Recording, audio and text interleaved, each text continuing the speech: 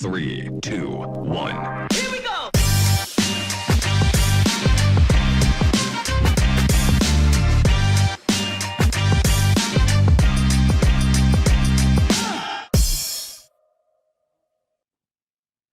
Bonsoir à toutes, bonsoir à tous. Très heureux de vous retrouver pour ce premier numéro de 2023 de 100% Health Tech, le live de France Biotech que vous pouvez suivre évidemment sur les réseaux, le site internet de France Biotech et puis bien sûr sur tous les réseaux qui accompagnent France Biotech bien entendu. Et puis un replay sera évidemment proposé comme à chaque fois, bien sûr, vous en avez l'habitude.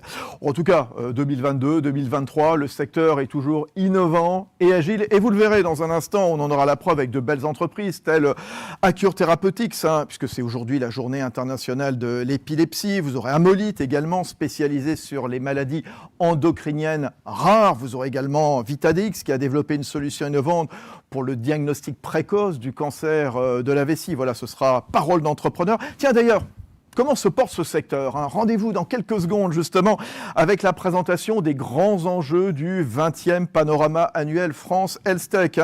Cette édition est-elle un bon cru ? Vous le verrez dans quelques instants. On se projettera aussi sur le futur avec des études passionnantes. Vous le verrez, celle de Deloitte, celle de Simons & Simons sur la santé en 2040. En tout cas, les industriels du secteur sont mobilisés dans le cadre des négociations en cours à l'OMS relatives au futur accord international de riposte contre les pandémie, ce sera le grand angle.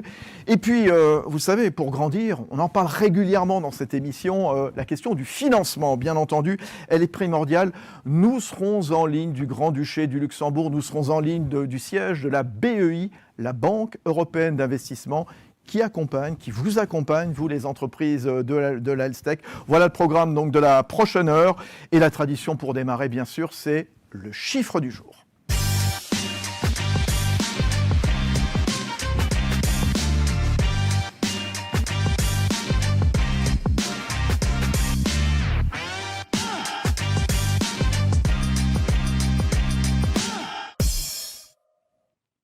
Voilà, le chiffre du jour, c'est 20. 20 comme la 20e édition du Panorama France Health Tech 2022, l'événement annuel pour revenir sur les grandes tendances du secteur à l'issue d'une année qui s'est terminée il y a quelques semaines.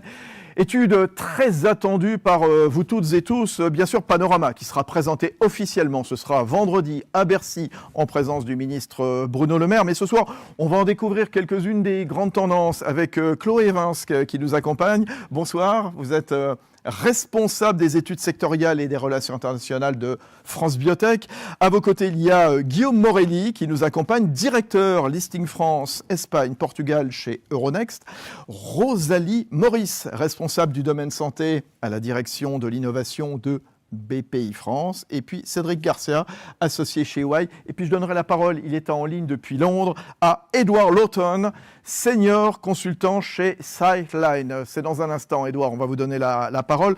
Chloé, je le disais, c'est une étude très attendue par l'écosystème. Racontez-nous l'importance de ce panorama, 20e édition cette année, je le disais, puisque c'est le chiffre du jour, 20. Oui, tout à fait. Donc c'est la 20e édition cette année. Et en effet, c'est une étude incontournable puisque c'est la seule étude en France qui est focalisée sur les entreprises innovantes en santé et en particulier les PME. Donc ça, c'est vraiment une particularité de cette étude. Et c'est une étude aussi qui nous permet d'avoir vraiment un retour dans le temps aussi, qui nous permet de pouvoir faire des comparatifs sur plusieurs années et de pouvoir vraiment suivre l'évolution de la filière Health Tech. Ouais. Donc on est très content cette année parce qu'on a eu un record de participation, puisqu'on a 454 entreprises qui ont participé, donc à la fois de la biotech, mais aussi de la medtech, du diagnostic et de plus en plus de sociétés en santé numérique et en intelligence artificielle. En tout cas, c'est une étude qui fait foi, je le disais, c'est un petit peu le maître étalon du secteur. Alors, on ne va pas tout dévoiler, je le disais, puisqu'il y aura la conférence de presse qui sera organisée vendredi, donc à Bercy, je le disais. On peut en dévoiler quand même quelques tendances avec vous, Edward Lawton, je le disais, donc concernant les partenariats de cette filière dynamique. On va faire un focus sur l'Europe et la France. Racontez-nous, Edward. Oui, mais merci de m'avoir aussi. Sur la période de 2018 à 2022, la France classée à la 4e place des partenariats biopharmaceutiques sur le continent européen. Et ça, c'est derrière le Royaume-Uni, l'Allemagne et la Suisse. Les accords partenariaux ont atteint des niveaux records en 2021 et 2022, avec 162 transactions signées.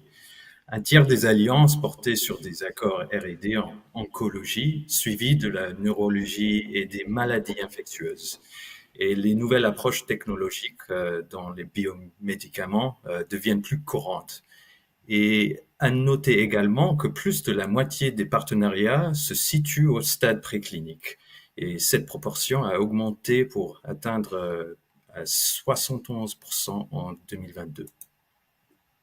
Merci Edouard. Alors voilà pour les partenariats, voilà ce qu'on pouvait dire justement ce soir. Après les partenariats, place au financement. Et c'est là que vous intervenez, entre autres, Rosalie Maurice de BPI France. On vous écoute, qu'est-ce qu'on peut dire ? Oui, BPI France, on est opérateur de l'État pour le financement des entreprises de la santé. En 2022, on a injecté 1 milliard d'euros sur les entreprises de la health tech en financement aide à l'innovation, mais aussi en investissement direct et indirect. En plus du continuum de financement de R&D, on a accompagné l'industrialisation des entreprises innovantes, que ce soit des premières entreprises, des premières usines ou de l'industrialisation de produits stratégiques ou de la relocalisation en jeu de souveraineté nationale. Et 2022 était vraiment le déploiement de France 2030 où on a financé une centaine de projets dans le cadre des feuilles de route des thématiques prioritaires de l'État, que sont la santé numérique, les maladies infectieuses, le plan dispositifs médicaux innovants et la stratégie d'accélération biothérapie et bioproduction qui va faire l'objet d'une table ronde justement vendredi où on va expliquer les enjeux et la feuille de route vue par le gouvernement.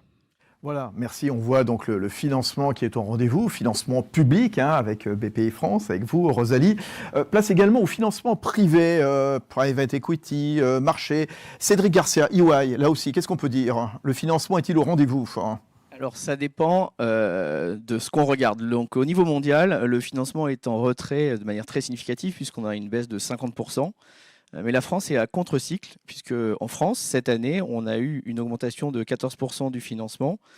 Et ce qui fait que la France aujourd'hui en Europe est le premier pays. Par rapport au partenariat, on était 4e. Aujourd'hui en France, on est premier. On est passé devant l'Angleterre, ce qui est une première. Et pour illustrer ça, il y a 2 éléments. Il y a eu des très grosses levées de fonds privées, donc private equity. Il y a eu Doctolib qui a levé 400 millions d'euros en equity, 100 millions d'euros en dette.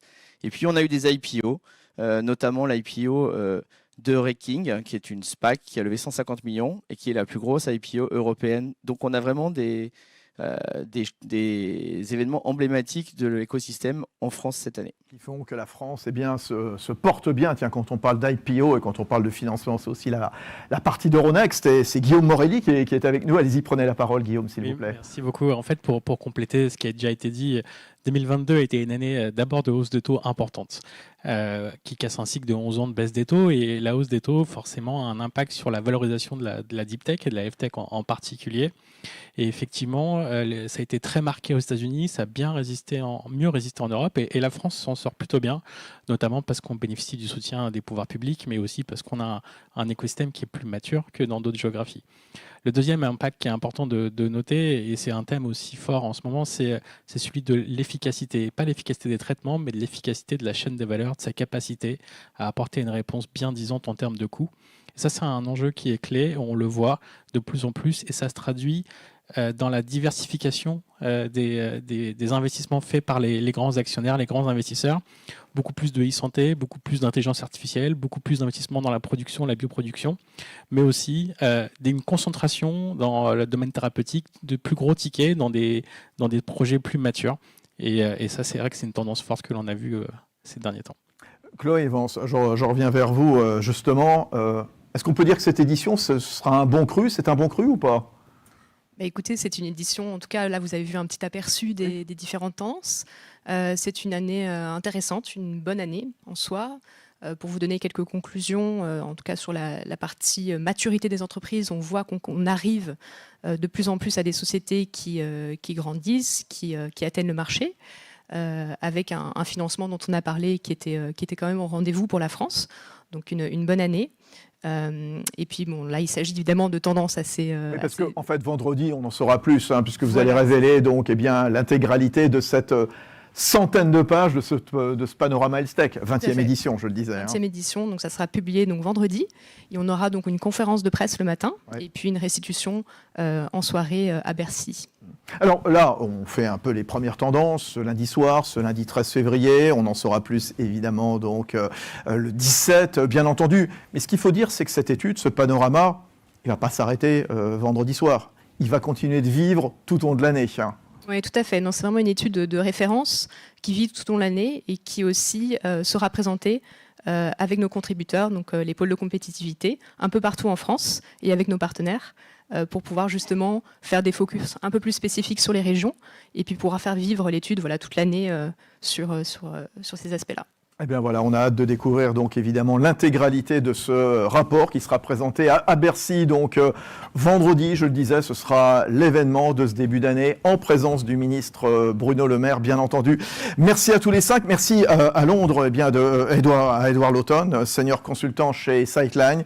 Merci à vous autres qui êtes ici dans ce plateau de Paris Santé Campus dans le 15e, Chloé Evans, donc de France Biotech, Guillaume Morelli, Euronext, Rosalie Maurice de BPI France et puis Cédric Garcia, associé chez EY.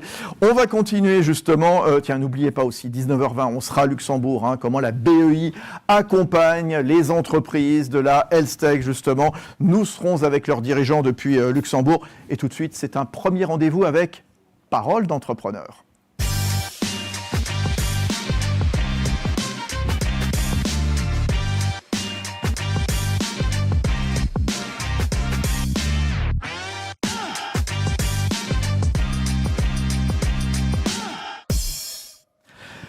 « 100% Health Tech », le live de France Biotech, c'est évidemment l'occasion de mettre l'accent sur l'écosystème de la biotech, puis ces formidables entreprises, bien entendu.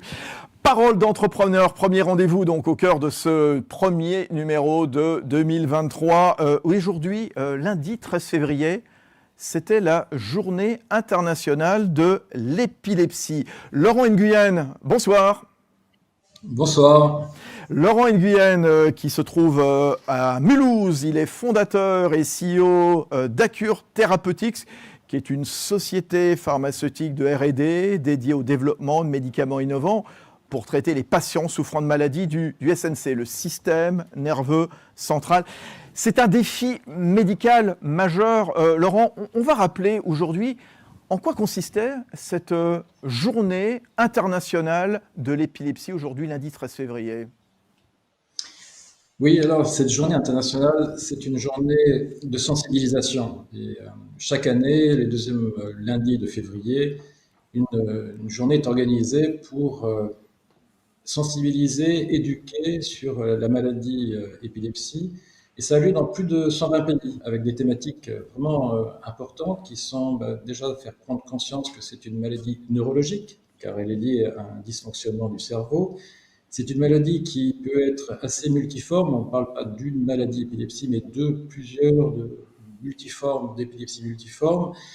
Le troisième thème, c'est que quand il y a une crise, il y a des bons gestes à appliquer, et ça, pour le grand public, c'est important de le savoir. Et le quatrième thème, c'est bien évidemment la prise en charge thérapeutique, qui est en général multidisciplinaire, avec un arsenal thérapeutique qui se développe. 14% de la population mondiale est atteinte de troubles du système nerveux central. Laurent, où en sont les recherches? Sur quoi on travaille? On travaille sur l'espérance de vie? Alors, notamment, mais pas que, parce qu'aujourd'hui, clairement, il y a deux problèmes au niveau du médicament. Le premier, c'est qu'on a un arsenal thérapeutique qui s'est bien développé avec une vingtaine de principes actifs qui permettent de contrôler les crises d'épilepsie. Malheureusement, il y a encore environ 30% des patients qui résistent. Et dans ces formes résistantes, ça peut donner lieu à des handicaps et des baisses de l'espérance de vie. Ça, c'est le premier problème. Le deuxième problème, c'est que ces médicaments, ils contrôlent les crises, mais c'est comme des traitements symptomatiques. Ils n'agissent pas vraiment sur la cause initiale de l'épilepsie. Et cette cause, elle est souvent liée à l'existence ou le développement de foyers épileptogènes. Et donc, ces foyers sont à l'origine des décharges neuronales électriques qui sont excessives et anormales et qui donnent lieu à des crises. Donc, c'est deux problèmes qui sont pour nous des opportunités, nous développeurs, car le premier, c'est de pouvoir développer des produits qui contrôlent mieux les crises et qui font diminuer la résistance. Et le deuxième problème, c'est de pouvoir s'attaquer directement à la cause en fait, de l'épilepsie et travailler sur ces foyers épileptogènes. Alors, vous, concrètement, chez Accure Therapeutics, qu'est-ce que vous faites contre ces troubles? Comment est-ce que vous travaillez sur l'origine de ces troubles? Nous, ce qui nous intéresse, c'est de travailler sur le contrôle de la maladie et de sa cause. Donc, on développe des médicaments qu'on dit disease modifiers, donc qui vont influer sur la progression, voire stopper la progression d'une maladie. Il se trouve que ces zones épileptogènes peuvent être liées à un remodelage inflammatoire de certaines parties du tissu cérébral. Donc, nous travaillons sur une protéinase qui va bloquer, en fait, ce développement de remodelage et qui va permettre, nous l'espérons, de restaurer une homéostasie cérébrale, ou un équilibre intérieur, si vous voulez, du tissu cérébral, qui va pacifier ce tissu et qui va éviter des crises d'épilepsie futures.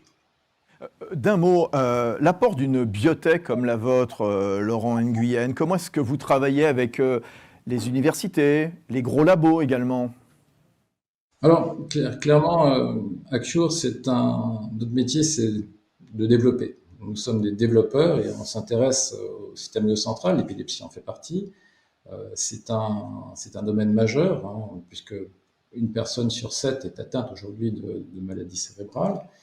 Et on est à l'aube d'une révolution, en fait, dans ce secteur, parce qu'il y a eu beaucoup de développements scientifiques qui font qu'aujourd'hui, il y a des nouvelles pistes de travail pour des développeurs comme nous.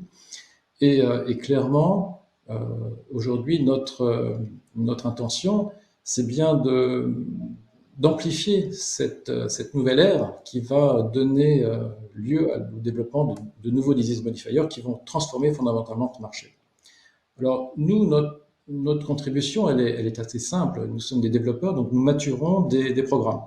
Nous travaillons à l'origine beaucoup avec des universités, des équipes de recherche académiques.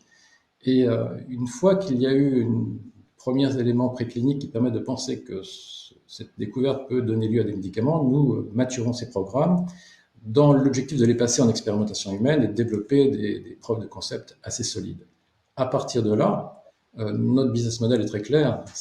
Nous entendons pouvoir fournir à des gros laboratoires pharmaceutiques en fait, les relais de croissance dont ils ont besoin dans le domaine. D'ailleurs, c'est intéressant, plutôt dans la présentation, de souligner que le domaine du CNS est le deuxième domaine de partenariat, et je crois qu'on est effectivement bien dans le sujet.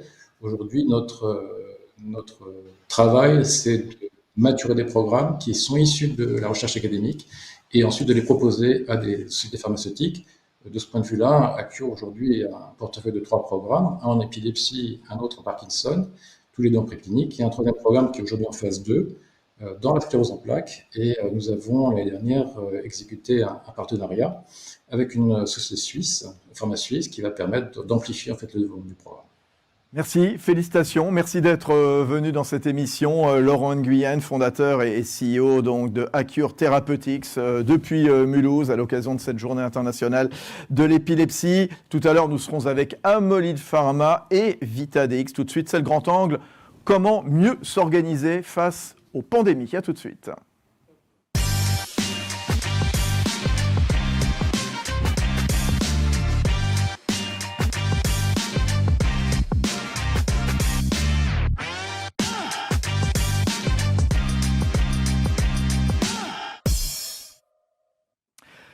Comment renforcer la prévention, la préparation, la riposte face aux pandémies? Voilà, les États membres de l'Organisation mondiale de la santé, l'OMS, discutent en ce moment même d'un projet de convention, d'un projet d'accord justement, mêlant de nombreux acteurs. Et on va en parler avec vous, Anne-Claire Amproux. Bonsoir. Bonsoir. Madame l'ambassadrice, puisque vous êtes ambassadrice de France pour la santé mondiale, c'est comme ça qu'on vous appelle, bien entendu. Exactement. Très bien. Je pourrais dire bonsoir, Monsieur le Président, également. Bonsoir, Franck. Bonsoir. Franck Mouton, qui est le président de France Biotech, qui organise avec toutes ses équipes, évidemment, ce 100% Health Tech, le live de France Biotech. Oui, juste, c'est quoi une ambassadrice de France pour la santé, d'un mot? En un mot, c'est représenter la France dans les instances multilatérales où elle est très engagée en santé mondiale, historiquement, politiquement et financièrement. Et donc, c'est porter la voix de la France dans ces instances et dans les négociations avec une position définie en interministériel avec l'ensemble des ministères pour avoir une position consolidée et la défendre. Et toujours la même, voilà. Madame l'ambassadrice, pourquoi les États membres de l'OMS veulent-ils un accord sur la préparation, la riposte face aux pandémies ? Tout simplement, il s'agit de tirer les leçons de la gestion de la crise du Covid, notamment au niveau international, avec un constat qui est partagé, une réponse pas forcément coordonnée au niveau international, une réponse tardive, un accès inégal aux produits de santé, par exemple les vaccins, avec une vraie différence entre le Nord et le Sud. Et donc l'objectif, c'est de se préparer à une prochaine pandémie, puisque la question n'est pas est-ce que nous en aurons une, la question c'est quand elle arrivera. Et donc il faut se préparer. Pour cela, on négocie un accord international parallèlement à d'autres négociations, et notamment la révision du règlement sanitaire international et la création d'un fonds pandémie à la Banque mondiale. Mieux se préparer, c'est vraiment une nécessité de conclure de tels accords. Madame l'ambassadrice, Monsieur le Président, ensuite, Franck Mouton, allez-y s'il vous plaît. L'objectif, c'est d'avoir un accord qui permette plusieurs choses. D'abord, c'est d'avoir un engagement politique des États à haut niveau sur une politique de prévention et de préparation. Avant de se préparer, il faut essayer de se prémunir, essayer d'éviter une pandémie, et notamment des zoonoses, parce qu'elles souvent elles sont d'origine animale, et donc des politiques de prévention. Ensuite, il faut se préparer, et donc ça passe par des systèmes de surveillance précoce avec des partages d'informations, ça passe par un accès organisé à des produits de santé avec une montée en capacité de production, ça passe par l'organisation d'une réponse internationale coordonnée au cas où elle arrivera. Donc oui, il faut se préparer. Il faut se préparer, Franck Mouton. À quelle lacune ça répondrait justement cet accord qui est en discussion donc à l'OMS ? D'abord, ça a une double cohérence pour France Biotech. La première, c'est que ça s'inscrit dans les relations que nous avons avec le ministère des Affaires étrangères et de l'Europe de façon systématique, et au niveau national aussi en cohérence avec la stratégie d'accélération maladies infectieuses émergentes. Vous avez dans ce bâtiment la NRSMIE et les enjeux justement régionaux et nationaux de s'investir dans le domaine de la préparation aux pandémies. Donc on l'a vu, là on a la chance d'avoir effectivement une unité, en tout cas la recherche d'une unité inter-État pour pouvoir se préparer. Il est évident que, en tout cas, France Biotech se positionne pour fournir à nos interlocuteurs, et en particulier l'ambassadrice, toutes les informations des forces de notre territoire sur le sujet, c'est-à-dire les biotech qui s'impliquent dans la vaccination, qui s'impliquent dans la thérapeutique, les medtech qui s'impliquent dans la prise en charge et dans le diagnostic également, et puis le numérique en santé dans toutes ses dimensions, la préparation, toute la partie veille sanitaire, la partie aussi, entre guillemets, éducationnelle des citoyens. Et donc tous ces aspects-là, en fait, viennent enrichir la discussion sur ce qui existe, comment on va pouvoir les mobiliser le moment venu. Madame l'ambassadrice, vous nous l'avez expliqué, l'idée c'est de mieux se préparer, peut-être aussi renforcer la résilience, appuyer la prévention, assurer un accès équitable aussi, puisque voilà, vous nous rappeliez que malheureusement, certains continents ont été quelque part délaissés dans cette affaire du Covid. Qu'est-ce qu'on trouverait concrètement à l'intérieur de cet accord ? Qu'est-ce qui serait écrit justement ? On va tout d'abord trouver des grands principes. Alors, vous allez me dire, c'est des principes. Oui, mais des principes, on voit bien que c'est important de les rappeler. En pandémie, en cas de crise, on peut vite les oublier. La transparence, l'équité, les droits humains, l'approche One Health, c'est-à-dire qu'on n'est plus seulement sur un sujet de santé humaine, mais aussi de santé animale et santé environnementale. On va trouver des obligations générales pour les États, à prendre des mesures de prévention, de préparation, aussi des engagements vis-à-vis des pays du Nord, vis-à-vis des pays du Sud, notamment sur l'accès aux produits de santé. Et puis des obligations très spécifiques pour certains États et un dispositif de coordination internationale au cas où une pandémie arrive. C'est un traité classique, si je puis dire, dans son contenu et dans sa structure. Évidemment, l'objet, c'est qu'est-ce qu'on va négocier ? Qu'est-ce qui est acceptable pour nous? Qu'est-ce qui est souhaitable pour tout le monde? Et s'assurer que nous ayons un système international qui fonctionne en cas de pandémie. Il y a des lignes un peu de fracture, de discussion, de points à ne pas sur lesquels aller dans ce que vous percevez? Alors, il y a évidemment des lignes de discussion, de fracture, je ne pense pas. Évidemment, l'égalité d'accès aux contre-mesures médicales est un point important. avec la nécessité de s'assurer que, d'abord, on renforce au niveau international les capacités de production. Avant de dire où est-ce qu'on va les produire et qui en aura droit, de toute façon, il y a une première obligation qui est de renforcer la capacité globale de production. Ensuite, il y a des discussions qui sont et des arguments plutôt poussés par les pays en voie de développement sur la propriété intellectuelle et les brevets. C'est un exemple, sachant que la propriété intellectuelle ne se négocie pas à l'OMS, elle se négocie ailleurs, à l'Organisation mondiale du commerce. L'OMC, voilà, ouais, tout juste. Tiens, quand on parle de propriété intellectuelle, et puis on y reviendra d'ailleurs largement au travers de ces deux études qui nous amèneront en 2040 tout à l'heure, notamment avec l'étude Simons & Simons, totalement passionnante. Qu'est-ce qu'on peut dire sur la propriété intellectuelle, Franck Mouton ? C'est clé dans ces entreprises-là, c'est une barrière à l'entrée en termes de compétition internationale et c'est ce qui fait que les investisseurs regardent nos dossiers et investissent dedans. Donc c'est vraiment un point extrêmement important pour nous de conserver l'attractivité, la compétitivité liée à la propriété intellectuelle. Et donc les brevets restent évidemment une zone extrêmement fragile dans ces sujets. Et c'est tout de suite, Madame l'ambassadrice, qui nous le rappelait justement, la nécessité de produire. Les enjeux pour les industriels, ils sont considérables de la discussion, autour de la discussion d'un tel accord à l'OMS. Franck Mouton.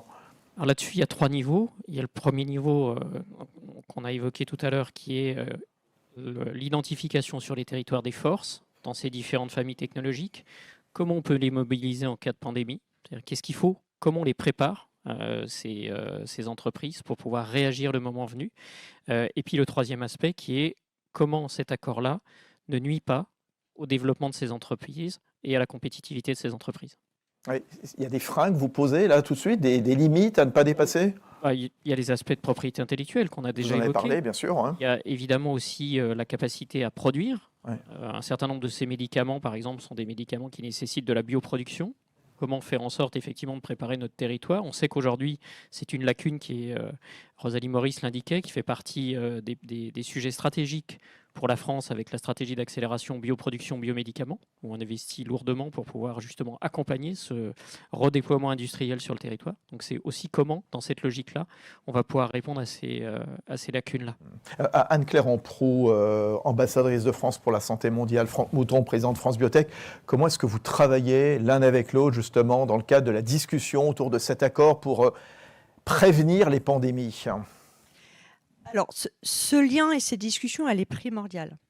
Et c'est pour ça que nous avons déjà eu plusieurs réunions de concertation ensemble et avec tous les autres industriels d'ailleurs, pour bien expliquer ce qui se passe en termes de négociations, quelle est la position de la France et la définir aussi ensemble. C'est-à-dire que nous considérons qu'évidemment, dans cet accord, nous devons aussi défendre les intérêts de la France et nos industriels, mais aussi c'est une opportunité pour nos industriels, et notamment ceux de France Biotech, de voir là où il y a un enjeu. Et Franck Mouton l'a très bien vu, nous allons avoir besoin des entreprises. Sur un système de surveillance, par exemple, surveillance intégrée, santé humaine, santé animale, santé environnementale, nous allons avoir besoin d'innovation. Nous allons avoir besoin de technologie. Et sur les produits santé, ce sera la même chose. Et donc, nous avons aussi besoin des industriels. Franck Mouton, vous aurez le mot de la fin. Non, merci beaucoup. Moi, je tenais vraiment à ce qu'on ait vis-à-vis de nos adhérents l'ensemble des informations sur ce sujet. Je pense qu'il faut qu'on se mobilise nombreux au sein de France Biotech pour répondre. On va avoir des documents qui vont nous être partagés au fur et à mesure que la négociation va avancer et qu'on puisse effectivement partager nos inquiétudes, partager les opportunités aussi, parce qu'il y a aussi des enjeux de financement des entreprises à long terme, notamment sur la veille sanitaire. Donc pour nous, c'est extrêmement précieux. Merci beaucoup. Voilà, et on espère que cet accord va aboutir le plus vite et le plus favorablement possible, évidemment, pour toutes les parties, et puis évidemment, au final, pour la santé mondiale. Merci à tous les deux. Merci Anne-Claire Amproux, ambassadrice de France pour la santé mondiale, et puis le président de France Biotech, Franck Mouton. Tout de suite, un nouveau Parole d'entrepreneur.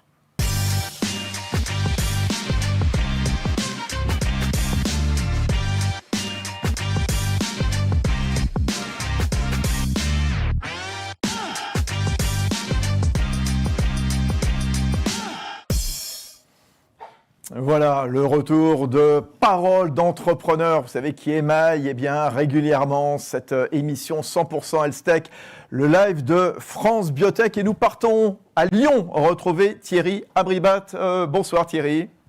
Bonsoir à vous. Thierry Abribat, fondateur et président de Amolyt Pharma. Amolyt Pharma, c'est une biotech spécialisée sur les maladies endocriniennes rares. Quelles sont ces maladies ? Alors, les maladies endocriniennes sont des maladies dans lesquelles vous avez trop ou pas assez d'une hormone importante pour le métabolisme qui est sécrétée. L'exemple le plus connu du grand public, c'est le déficit en hormones de croissance qui fait que les enfants ne grandissent pas. On leur donne une thérapie de remplacement avec l'hormone de croissance recombinante, qui a été le tout premier produit de la biotechnologie américaine à être commercialisé. Voilà. Donc, chez Amolyt Pharma, on s'est donné comme mission de développer, d'assembler et de développer un portefeuille de produits pour des maladies endocriniennes rares, des maladies orphelines. Nous sommes basés à Lyon et à Boston. Nous avons comme mission de développer ce portefeuille avec une vision à long terme, quand les premiers produits seront approuvés, d'en faire une franchise commerciale. Donc, le pari sur cette biotech, c'est la pérennité à plus long terme. Et ces maladies sont des maladies comme l'hypoparathyroïdie ou l'acromégalie, c'est bien ça ? Tout à fait. C'est les deux programmes que nous avons en clinique ou presque en clinique. L'hypoparathyroïdie, ce sont des patients qui ont un déficit en parathormone. La parathormone est une hormone sécrétée par des petites glandes près de la thyroïde qui s'appellent les parathyroïdes. C'est une hormone clé du métabolisme du calcium. Donc ces patients ont du mal à avoir une calcémie normale. Ils ont au contraire une hypercalciurie, c'est-à-dire qu'ils éliminent trop de calcium dans leurs urines, ce qui crée des maladies rénales chroniques. Ils ont des troubles du métabolisme osseux et ils ont des symptômes qui sont très souvent invalidants. Donc c'est une maladie sévère. Alors, à Amolyt Pharma, votre actualité, c'est cette levée de fonds d'ampleur pour une biotech française, levée privée également. Et ce qui est rare, c'est que les investisseurs sont européens et américains, majoritairement européens. Racontez-nous justement, vous devez avoir évidemment le sourire, nécessairement. Oui, on a le sourire, on a eu le temps d'avoir le sourire quelques jours et après on s'est remis au travail. D'abord, c'est le contexte qui est important de comprendre. Justement, ce programme dans l'hypoparathyroïdie, nous avons eu des résultats positifs de phase 2 que nous avons annoncés cet automne, avec des effets du traitement qui s'appelle Eneboparatide, ou Eneboparatide en français, qui est le produit que nous développons, des résultats très importants après un traitement de 3 mois. Et donc, on est dans la situation assez classique d'une biotech qui a des résultats positifs de phase 2 et qui, logiquement, va passer en phase 3, qui est la dernière étude. Classiquement, pour une maladie rare, une seule étude de phase 3 suffit. Ça a été confirmé par les autorités réglementaires pour accéder au marché. Donc, on est à la toute dernière phase avant de pouvoir lancer commercialement le produit qui pourra arriver dans 3 ans d'ici. Donc on se trouve dans une situation où le financement de ces phases 3, souvent dans le passé, a été ce qui a empêché des sociétés de se développer, soit parce que l'accès à l'IPO n'était pas ouvert, ce qui a été le cas ces 18 derniers mois. Et il y a vraiment un changement que j'ai noté. La toute première biotech que j'ai créée, c'était en 2007. C'était vraiment pas comme ça. De maturation de l'industrie du capital risque en Europe, qui s'est opéré ces 10 dernières années, par lesquelles on peut faire des levées de fonds très significatives, tout simplement similaires à ce que font les biotech américaines, pour pouvoir financer un essai clinique d'ampleur. Et peut-être même arriver jusqu'à l'approbation du produit. C'est quand même assez récent au niveau européen et c'est salué. Levée de fonds significative. Comment votre société, Amolyt, Thierry, a pu lever autant d'argent? Quels sont les critères? Les critères, disons que l'aventure a commencé en 2019 quand on a fait notre série A. On a levé 67 millions d'euros, qui était déjà pour une série A une assez grosse levée de fonds. Et tout de suite, on a pu syndiquer un certain nombre d'investisseurs français et européens, principalement, des gros noms. On a eu LSP, qui est QT Life Science maintenant. On a eu Novo Venture. En France, on a eu Curman Partners, Inobio, et d'autres fonds qui se sont agrégés, Orbimed, Pontifax. Et ça permet de démarrer dans de bonnes conditions, de continuer à aller voir des investisseurs, de montrer que vos programmes avancent de préclinique à phase 1, de phase 1 à phase 2, et maintenant de phase 2 à phase 3. Et il y a tout un tas d'investisseurs qui vous suivent, qui voient que vous exécutez. C'est très important de faire ce qu'on dit qu'on allait faire et de livrer les résultats dans les temps.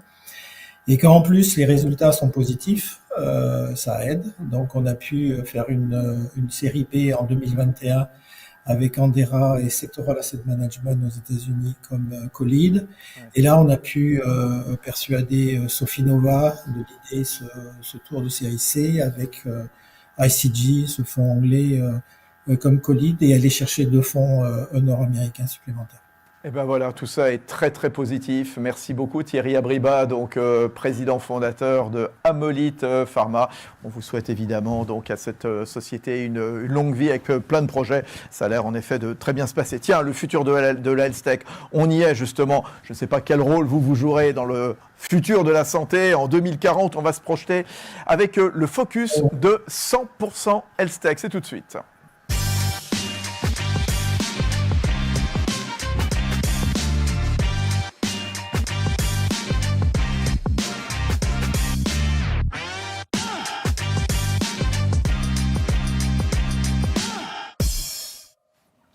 Alors, je vous le disais, 2 études passionnantes qui viennent d'être publiées, donc l'une de Deloitte, l'autre du cabinet Simon & Simons, sur l'avenir d'un secteur dont les pratiques ont pu être largement impactées, évidemment, par le Covid, bien entendu, et vous en êtes tous, évidemment, témoins, acteurs. Quel rôle jouerez-vous? Quel rôle joueront les industriels des sciences de la vie dans l'avenir de la santé, avec un paysage qui change, bien entendu, une digitalisation qui s'accélère, et puis de nouvelles règles juridiques, nouvelles règles commerciales probablement aussi. Voici pour vous Alexandre Regnault. Bonjour, bonsoir Alexandre Regnault, associé chez Simons & Simons, et puis à vos côtés, Stéphane Bazoche, bonsoir. Bonsoir. Stéphane Bazoche, associé monitor chez Deloitte. Tiens, on va commencer avec vous, Stéphane. Question, j'ai lu votre rapport. Est-ce qu'on parlera encore de soins de santé, donc, puisqu'on se projette en 2040, ou est-ce qu'on arrivera davantage à identifier, à prévenir les pathologies? Oui, Fabrice. Alors effectivement, on se projette à 2040, c'est un peu lointain, mais l'exercice qu'on a fait, c'est qu'on a pris effectivement un certain nombre de grandes tendances qu'on observe aujourd'hui. On a parlé du Covid. Le Covid nous a permis de nous rendre compte des limitations de nos systèmes de soins. Il y a aussi le changement climatique qui va avoir un impact fondamental sur la santé des populations. Et puis, il y a d'autres éléments. On voit qu'on a parlé tout à l'heure de l'accès aux soins qui est limité dans les pays en voie de développement. Avec Anne-Claire Amprou, avec Franck Mouton, bien sûr. C'est un facteur. Donc nous, on pense qu'on va continuer à traiter les symptômes, on va continuer, bien entendu, à ralentir la progression des maladies, mais surtout, on va valoriser de plus en plus les actions thérapeutiques qui soignent, qui guérissent complètement les maladies, et surtout, effectivement, la prévention. Donc la prévention, c'est les vaccins, mais c'est aussi toutes les interventions qui permettent de modifier les comportements pour éviter la maladie. C'est intéressant, Stéphane, dans votre rapport, que je cite, vous nous dites « Il y aura un changement fondamental des soins de santé à la santé ». Voilà, clairement, le mot est dit. Oui, la santé, et la santé au sens large du terme, et qui va être impactée par un certain nombre d'évolutions technologiques. Bah oui. Et en le digital, évidemment, y est pour beaucoup. Le digital en est pour beaucoup, et surtout une définition très large du digital qui inclut aussi la donnée. La donnée, c'est essentiel. Et la donnée, qu'est-ce qu'on observe? On observe une multiplication des types de données qui sont produites à travers des nouveaux capteurs, des nouveaux senseurs, etc. Tout ça se multiplie à l'infini au niveau individuel et au niveau des populations. On voit apparaître une très forte liquidité de la donnée. Cette donnée, elle devient de plus en plus facile à connecter tous ces éléments d'information sur les populations. Et il est de plus en plus facile d'y avoir accès. Mais il est aussi de plus en plus facile de la traiter de façon la plus intelligente possible avec l'intelligence artificielle. De modéliser, bien entendu. On va aller de plus en plus loin dans l'analyse, la génération d'insights sur ces données qui deviennent disponibles. Donc clairement, ce système, le système de santé, puisqu'on ne parlera plus forcément de soins, il va être basé sur plusieurs composantes, les données, les plateformes, mais pas que, également le bien-être, la prestation de soins, et puis le care enablement. Oui, et surtout ce qui est important, je pense, de dire, c'est qu'effectivement le care, les prestations de soins, les acteurs qui fournissent des produits pour améliorer notre santé, tout ça va rester et continuer à se développer. Mais surtout, il va y avoir des nouveaux acteurs en partie sur cette dimension données et plateformes, des acteurs qui vont être des spécialistes de la collecte de données et de son agrégation, des acteurs qui vont être des spécialistes de l'analyse de la donnée pour en tirer des insights qui vont permettre de développer des nouvelles interventions, et puis des acteurs qui vont développer des infrastructures, des tuyaux, des standards qui vont permettre à tout l'écosystème de fonctionner ensemble. Tout est en construction quelque part avec l'horizon 2040. Alexandre, vous, alors pareil, étude totalement passionnante, Simon & Simons. Question toute simple, puisque là vous êtes au milieu des professionnels donc de la health tech. Quel rôle joueront les industriels des sciences de l'avenir, dans l'avenir justement, à cette échéance ?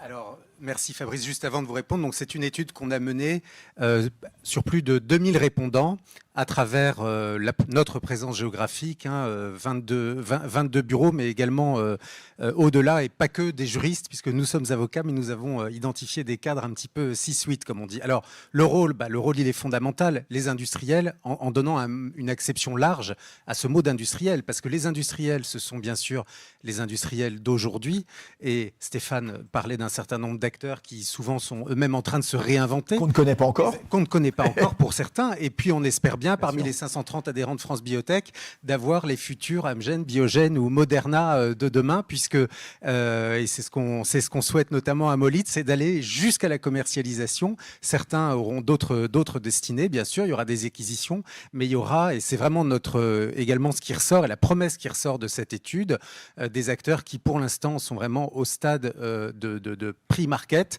et qui vont arriver à ce stade-là de commercialisation et devenir de vrais acteurs globaux. Et là aussi, ce que vous pointez, vous, comme l'a pointé Stéphane, la digitalisation, elle s'accélère. Absolument, c'est une tendance fondamentale avec à la fois des pure players, des acteurs traditionnels par exemple de l'industrie pharma ou du dispositif médical qui sont en train ou ont déjà pris le virage de la digitalisation, mais également des sociétés qui d'emblée attaquent le marché avec des solutions de e-santé et notamment qui font appel à l'intelligence artificielle. Je parlais de pure players de la tech qui vont investir le domaine de la santé avec une barrière peut-être un peu plus haute que ce qu'on aurait pu imaginer il y a encore quelques années. Toutes les cartes sont rebattues évidemment, il n'y a quasiment plus de frontières entre tout ce beau monde bien sûr, toutes ces professions. Juste un mot, vous avez rappelé à juste titre, c'est un cabinet d'avocats bien sûr, bien connu. Ce qui est important, c'est que le paysage juridique, il évolue considérablement lui aussi. Le paysage juridique évolue très fortement, en effet, sous des pressions assez diverses, à la fois de contraintes sur le financement, bien sûr, et de contraintes sur les payeurs et sur les budgets publics, mais également réglementaires. Alors c'est un petit peu paradoxal parce que il y a à la fois des contraintes réglementaires plus fortes, on le voit avec des réglementations sectorielles ou par type de produit, comme bien sûr en ce moment avec le règlement des dispositifs médicaux sur lequel France Biotech et sa commission MedTech et sa commission e-santé sont très actives pour essayer d'aménager un petit peu les contraintes et de permettre la visibilité, mais également des législations qui sont en train de se mettre en place pour faciliter les réclamations ou les actions en responsabilité du fait des produits. Je ne parle pas du règlement futur sur l'intelligence artificielle. Je ne parle pas non plus de la cyber aussi, évidemment, tout ça. Bien sûr. La question de la tarification importante aussi. La question de la tarification importante, oui. c'est des défis et qui en plus pour l'instant sont très nationaux parce que les systèmes budgétaires pour l'instant sont très nationaux et très cloisonnés avec cette difficulté d'arriver à un cadre véritablement européen. Mais en même temps, ce que la crise Covid nous a montré, c'est une possibilité d'agilité de la régulation. Et on l'a vu par exemple avec ces délais absolument d'une accélération Valider des stupéfiante vaccins, pour les essais voilà, cliniques, bien sûr. Ouais. et pour arriver à des AMM, le cas Juste, échéant ouais. conditionnels, avec des mécanismes assez souples. Donc, ce qui sera intéressant, c'est de voir ce que ça devient, bien sûr, en mode new normal.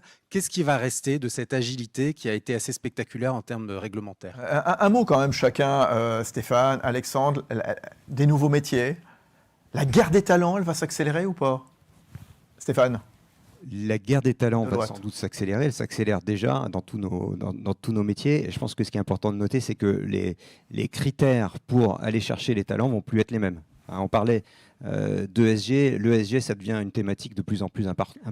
Ça, vous l'avez Pour aller noté, chercher. l'ESG devient de plus en plus au cœur de la stratégie des professionnels de la santé. Ça devient fondamental avec, de mon point de vue, 3 axes différents. Il y a l'axe de l'accès aux médicaments et l'accès au traitement qui est prépondérant et essentiel. Il y a l'axe des réductions d'émissions carbone, parce qu'on ne dit pas suffisamment, mais en fait, les industries de santé génèrent 4 à 5% des émissions mondiales de CO2. Et puis le troisième point, c'est l'anticipation du changement climatique, hein, qui va avoir un impact fondamental sur la santé des populations, comme on le disait tout à l'heure. Alexandre Agneau. Constat totalement partagé. ESG, c'est une tendance lourde. C'est ce qui réveille les directeurs juridiques et autres décideurs la nuit, avec à la fois, Stéphane l'a rappelé, des pressions accrues sur l'empreinte environnementale, la fabrication de médicaments, coûts comme les soins. Une simple intervention chirurgicale ont des empreintes carbone très lourdes. Donc, c'est une préoccupation maintenant dont l'industrie s'est totalement saisie. Et pour revenir sur la guerre des talents, oui, forcément, mais c'est un petit peu lié parce que les attentes des salariés sur le sens, sur la mission de l'entreprise et également sur le well-being, sur les conditions de travail sont fortement accrues. Et puis, il y a des métiers sur lesquels la guerre des talents, elle va se faire d'un petit peu partout. Par exemple, aujourd'hui, un ingénieur biomédical qui est capable d'appliquer le règlement dispositif médical, il est chassé à la fois par les entreprises UDM, mais aussi par les organismes notifiés qui vont devoir les contrôler. Donc, il y a certains métiers en forte tension. Juste un mot, la perception de la population mondiale sur l'industrie, elle va changer ou pas? Allez, un mot chacun. Alors, Alexandre. pour nous, un chiffre, 64% des répondants pensent que dans la continuité de cette période Covid, la perception du public s'est améliorée sur Super. l'industrie, mais avec des attentes plus grandes sur la transparence et notamment sur la transparence sur la valeur et le prix. Stéphane. Alexandre le disait, l'industrie s'est emparée des problématiques ESG, en particulier de toute la thématique de l'accès aux produits, l'accès aux soins, l'accès aux médicaments. Et ça, je suis persuadé que ça va effectivement modifier la perception de l'industrie. Merci à tous les deux. Merci Stéphane Bazoche, associé moniteur Deloitte, et puis Alexandre Regnault, associé chez Simons & Simons. Merci, bon retour. Dans un instant, autre parole d'entrepreneur, et on lui souhaite d'être évidemment présent en 2040. C'est tout de suite. « 100% Health-Tech », le live de France Biotech avec un autre rendez-vous avec parole d'entrepreneur. Alan Rodriguez, bonsoir. Avec le micro, comme ça on vous entendra dans la France et même le monde, hein, vous savez. Bien sûr, directeur général de VitaDX. Alors, il faut nous présenter VitaDX, qu'une société qui a 8 ans maintenant, qui a développé une solution innovante pour le diagnostic précoce, donc du cancer de la vessie. Racontez-nous. Eh bien, effectivement, VitaDX, c'est une société qui a été créée en 2015 avec pour objectif de favoriser le parcours de soins des patients qui souffrent d'un cancer de la vessie. Et donc, c'est un outil que nous avons développé qui est à la fois pour les médecins pathologistes et les laboratoires de pathologie, mais à destination des urologues et évidemment des patients qui vont pouvoir améliorer leur parcours de soins. VitaDX qui s'appuie sur des travaux de recherche menés par de très nombreux partenaires. Tout à fait. À l'historique de cette société, il y a des travaux qui ont été menés aux hôpitaux de Paris, au CNRS et à l'Université Paris-Sud. Donc c'est vraiment un projet de recherche qui a été mené entre des médecins et des chercheurs avec pour objectif d'améliorer le diagnostic du cancer de la vessie. Alors Alan, pourquoi cette activité? Est-ce que c'est un cancer qui est assez fréquent? Oui, on a en fait 45 000 nouveaux cas par an, on va dire 45 000 nouveaux cas, 15 000 haut grade, c'est-à-dire des cancers très agressifs, et à peu près 30 000 bas grade, des cancers à surveiller. Oui, et l'idée, c'est quelque part avec vous, d'être le test préalable à l'endoscopie qui est considérée comme moins invasif, c'est ça ? Alors, c'est ça. Si vous voulez, aujourd'hui, dans le parcours de soins, quand vous avez un patient qui a eu un cancer de la vessie, il a plus de 50% de probabilité d'en avoir un à nouveau au cours de sa vie. Donc, on va organiser un suivi très régulier. Ça va être 1-2 endoscopies par an et pour certains patients jusqu'à la fin de leur vie. Et donc, l'endoscopie, c'est l'introduction d'une caméra dans la vessie du patient. C'est invasif, c'est douloureux. On a parfois un certain nombre d'infections urinaires. Et donc, globalement, pour le patient, c'est très lourd pour sa qualité de vie. Et par ailleurs, pour le système de santé, c'est également relativement coûteux.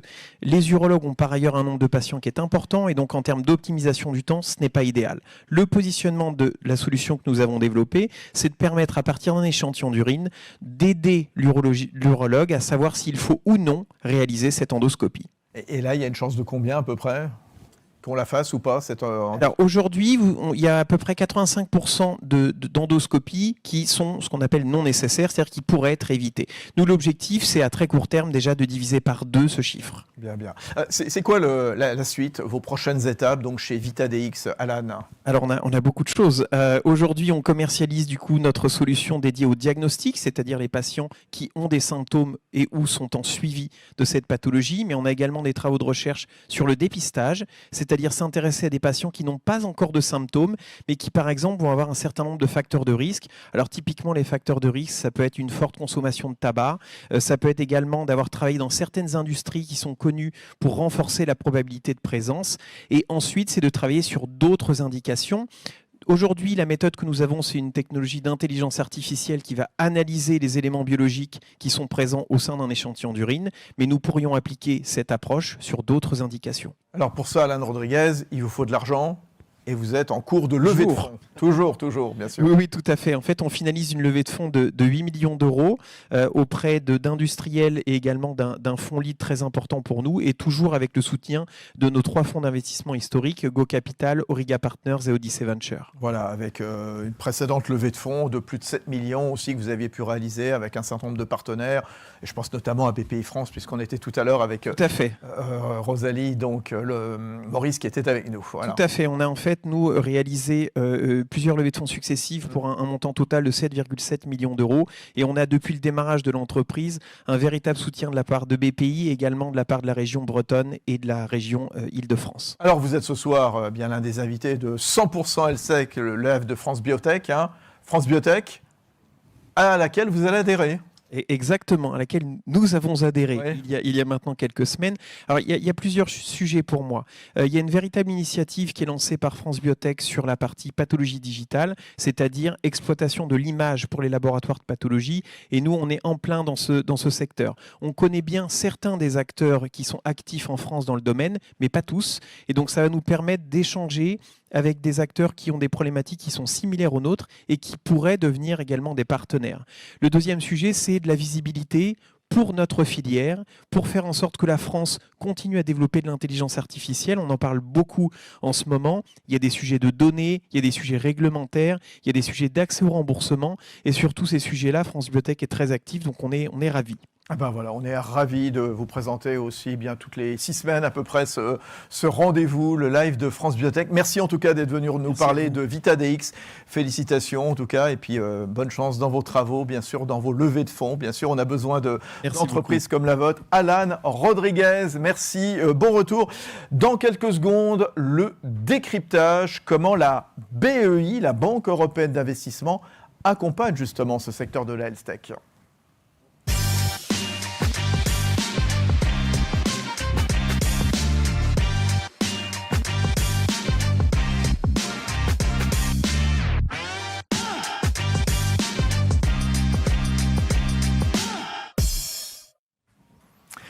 Et chaque fois que nous nous voyons dans ce rendez-vous, donc 100% Health Tech, le live de France Biotech, vient nécessairement un moment, et on l'a déjà abordé évidemment en début d'émission, notamment avec nos amis partenaires de ce panorama comme BPI France notamment ou Euronext par exemple. La question du financement, bien sûr, pour accompagner ce secteur innovant, extrêmement agile, qui a encore de beaux jours devant lui. On en a parlé avec nos 2 amis de Deloitte et de Simons & Simons. Bienvenue à Antoine Delachaux et Alexandro Izzo. Bonsoir à tous les deux. Vous êtes depuis le Grand-Duché du Luxembourg en direct. Antoine Delachaux, qui est Investment Officer à la BEI, la Banque européenne d'investissement, et puis Alessandro Izzo, qui est directeur du département Equity and Growth Finance. Tiens, un constat peut-être tout d'abord pour démarrer avec l'un ou l'autre, Alessandro ou Antoine, hein. Les soins de santé qui jouent un rôle important dans l'économie de l'Union européenne. Il génère 10% de son PIB et emploie à peu près 8% de la population active. C'est un secteur formidable, fondamental. Absolument, c'est un secteur de toute première importance pour la BEI qui, comme vous le soulignez, a un rôle majeur dans l'économie, à la fois en termes d'emploi, mais aussi en termes d'innovation, qui est un axe majeur. Et là, je vais laisser Alessandro présenter un petit peu plus largement quels sont les produits que la BEI a à sa disposition pour soutenir cette innovation. Mais en effet, vous l'avez mentionné, un secteur clé à la fois pour l'innovation en Europe et pour la BEI, dont la mission est aussi de financer l'innovation. Oui, Alessandro, justement, dites-nous comment la BEI accompagne les entreprises de la Health Tech. Oui, donc merci Fabrice. Comme tu l'as dit, la BEI est la banque de l'Union européenne. Donc, elle est détenue par les États membres et a vocation à financer les projets européens en ligne avec les priorités de la Commission européenne, entre lesquelles clairement le soutien à l'innovation et la protection de la santé. Donc, de par leur contribution à l'innovation, leur impact potentiel sur la santé des Européens et contribution à l'économie, les sociétés Health Tech sont particulièrement importantes pour la BEI. Et la BEI a développé, désigné plusieurs instruments disponibles pour les soutenir. Plus récemment, depuis 2020, la BEI participe comme conseil d'investissement dans les plus grands programmes de financement de l'innovation de l'Union européenne, le European Innovation Council, et plus en particulier au programme Accelerator, qui c'est en effet un système de blended call, donc de contribution de grants et de capital risque pour les startups innovantes dans lesquelles les Health Tech sont la majorité.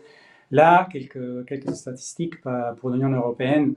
Depuis la phase pilote et jusqu'à aujourd'hui, il y a eu presque 180 investissements dans l'Health Tech européenne pour un total cumulé plus ou moins de 700 millions d'euros. Sur la France, on peut dire un très bon succès. C'est plus que 28 29, je crois, on a presque signé une autre récemment, Health Tech française, qui sont arrivés à un total cumulé de presque 150 millions. Et on parle seulement de la partie investissement equity, sans mentionner la partie grant. Après, un autre programme très important au sein de la BEI sur les fonds propres, c'est le programme Venture Debt, qui c'est un produit très bien connu dans le marché Venture Capital, hybride entre capital risque et de la dette.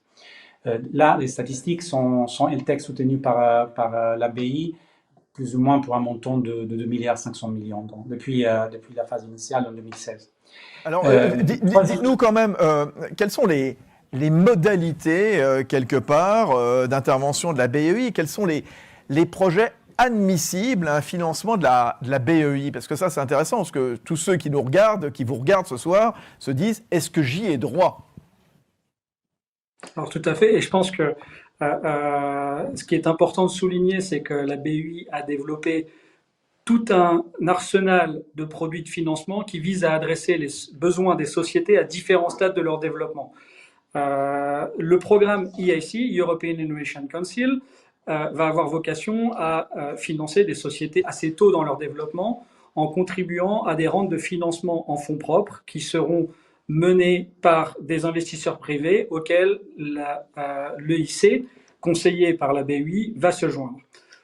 Pour les sociétés un peu plus matures, on va avoir le produit de Venture Debt, comme le mentionnait Alessandro, qui est un outil très flexible entre la dette et les fonds propres. Donc on a différents paramètres avec lesquels on peut jouer, que ce soit la période de disponibilité des fonds, le profil de remboursement, le profil de rémunération du financement, et le profil de décaissement qui va avoir tendance à suivre les besoins de la société. C'est-à-dire qu'on va avoir des sociétés qui auront besoin de plus en plus de fonds au fur et à mesure que leur programme avance, et il va falloir capturer les milestones de leur développement pour arriver à faire un financement sur mesure. Donc on est vraiment sur un financement qui va s'adapter aux besoins propres de la société.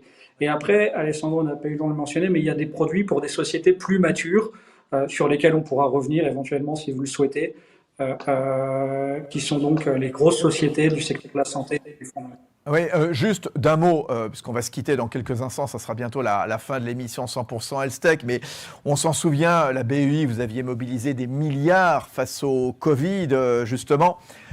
Il y a du financement aujourd'hui où on se parle début 2023, les capitaux sont en rendez-vous. Un mot chacun, peut-être Antoine, Alessandro. Déjà, pour la contribution à ce qui était la réaction sur le Covid, la banque a fait levier sur 3 instruments principalement. La partenariat avec la Commission sur l'Infectious Disease Finance Facility, qui est maintenant à développer dans la nouvelle programmation dans une des enveloppes verticaux de InvestEU, on fait clairement pour cibler les sociétés qui sont impliquées dans la biotech et health tech. Après, on a eu des programmes ad hoc, comme pendant la phase de la pandémie, le EGF, donc le Fonds européen de la garantie, qui nous a donné la possibilité de rejoindre pas mal de sociétés avec le produit de Venture Debt. On a financé 450 millions de sociétés dans ce secteur. Et en général, il faut aussi se souvenir du fait que le BI participe avec toute la force de frappe du balance sheet au financement du secteur healthcare en général, donc même avec les infrastructures de la santé en général et indirectement toutes les sociétés qui peuvent être impactées par des situations, des réactions à des crises sanitaires. Donc pendant la pandémie, par exemple, on a eu même des programmes de compte garantie des PME impactées par la crise exactement de santé. Bien sûr. Merci en tout cas. Merci à tous les deux d'être intervenus depuis le Grand-Duché du Luxembourg, depuis le siège de la Banque européenne d'investissement. On voit la BEI mobilisée donc et bien aux côtés des industriels de la Health Tech. Merci Antoine Delachaux, Investment Officer à la BEI.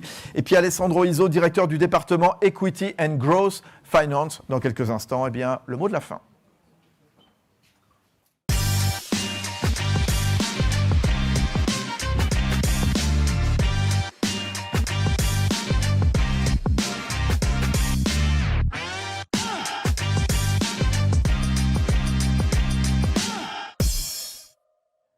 Et là, vous avez pu vous en rendre compte, encore une fois, quel secteur dynamique, agile, voilà, les bonnes choses ont une fin, voilà, bon, on va se retrouver dans quelques semaines, début avril, on vous donnera la date, évidemment. Une nouvelle fois, soyons-en fiers. Bonsoir Olivier Chabanon. Bonsoir Fabrice. Directeur général de France Biotech. Alors, on va le rappeler, il y aura un replay qui va être disponible, évidemment, on va pouvoir revoir cette émission. Vos prochains rendez-vous, bien sûr, vendredi 17, bien sûr, eh bien, la présentation du 20e panorama donc du secteur. Voilà, on en a beaucoup parlé, donc je vais être assez rapide. Donc effectivement, pour ceux qui sont intéressés, donc vous pourrez suivre la présentation des résultats de la 20e édition du panorama France Health Tech, donc vendredi prochain, 17h, en direct depuis le ministère de l'économie et des finances. Donc tous les renseignements sont sur le site internet de France Biotech. Alors ça, donc c'est vendredi, donc en présence du ministre. Un petit peu plus tard, deux ministres, enfin Roland Lescure et Roland Lescure en charge de l'industrie. Et peut-être François Braun. François Braun, ministre de la Santé, bien entendu. Alors voilà pour ce premier rendez-vous. Autre rendez-vous, là, ça nous projette fin mars, les trophées de la Health Tech. Le 27 mars, ça sera 27 mars. Voilà, la deuxième édition des trophées de la Health Tech qu'on avait lancé il y a 18 mois maintenant. Donc l'idée, c'est de récompenser 8 entreprises qui se sont particulièrement distinguées au cours de ces derniers mois. 8 entreprises innovantes en santé, tant qu'à faire. Donc biotech, medtech et entreprises du numérique en santé. Donc des entreprises qui ont réussi des belles levées de fonds, une belle histoire, une belle avancée thérapeutique, un beau jalon. Donc ces entreprises peuvent candidater. Les candidatures sont ouvertes donc sur le site de France Biotech. Donc il y a un dossier de candidature assez simple et rapide à compléter. Ensuite, un beau jury de sélection qui est composé, donc qui sélectionnera le 15 mars ici à Paris Santé Campus les dossiers. Et puis une cérémonie de remise des trophées le 27 mars prochain dans un théâtre parisien. Donc très loin de la Tour Eiffel a priori. Très loin de la Tour Eiffel, c'est un indice. C'est bien. Voilà, jury objectif. Hein, jury présidé par Lise Alter, directrice de l'Agence de l'innovation en santé, qui est composée. Qui était notre invité dans l'avant-dernier numéro. Voilà, exactement. Un jury composé d'une trentaine de personnalités du secteur de l'innovation santé. Et, et on relayera ça quelques jours plus tard, donc dans la prochaine émission. Absolument. Voilà, ça sera bien. Merci beaucoup, Olivier Chabanon, directeur général de France Biotech. Voilà, je vous souhaite à toutes et à tous une formidable soirée. Évidemment, le replay est disponible. Continuez évidemment d'aller nous voir sur le site de France Biotech, interagir sur les réseaux sociaux, vous inscrire peut-être pour les trophées de la HealthTech le 27 mars, donc avec la remise des prix. À très bientôt. Bonne soirée à toutes et à tous. 3, 2, 1.